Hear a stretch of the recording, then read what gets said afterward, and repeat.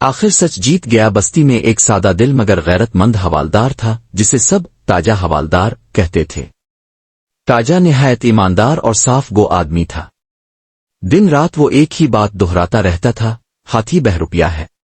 یہ معصوم نہیں، یہ چور ہے، مکار ہے۔ مگر ہاتھی بڑا چالاک تھا، اپنی معصوم آنکھوں اور میٹھی باتوں سے عوام کو گمراہ کر لیتا تھا۔ کبھی میٹھے وعدے، کبھی جھوٹے خواب، کبھی مظلومیت کے ڈرامے۔ لوگ تاجا کی باتوں پر ہنستے اور ہاتھی کے فریب میں آ جاتے۔ تاجا حوالدار دن رات دل میں جلتا رہتا۔ وہ جانتا تھا کہ ہاتھی بستی کے مال پر ہاتھ صاف کر رہا ہے، لوگوں کو بلیک میل کر رہا ہے اور 2 نمبری دھندوں میں لگا ہوا ہے۔ مگر ہاتھی اتنی صفائی سے کھیل کھیلتا کہ کسی کے ہاتھ کچھ نہ آتا۔ پھر ایک دن قدرت نے انصاف کا دروازہ کھول دیا۔ بستی میں ایک قابل تیز نظر آفیسر تعینات ہوا۔ اس نے ہاتھی کی چالاکیوں کو بھانپ لیا۔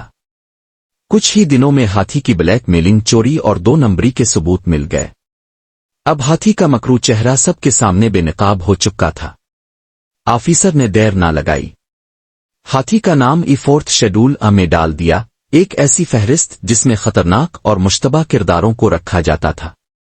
اب ہاتھی ہر طرف سے گھرا ہوا تھا، نہ بچ نکلنے کا راستہ تھا، نہ فریب کا کوئی جواز۔ بستی میں خوشی کی لہر دوڑ گئی، اور تاجا حوالدار، وہ اپنی بڑی بڑی مونچھوں کو تاؤ دے کر چارپائی پر بیٹھا فخر سے مسکرا رہا تھا، جیسے کہہ رہا ہو، کہا تھا نا۔ آخر سچ جیت گیا۔ وہ ہاتھی سہم کر چارپائی کے نیچے چھپا بیٹھا تھا، اور تاجا حوالدار پوری بستی کا ہیرو بن چکا تھا۔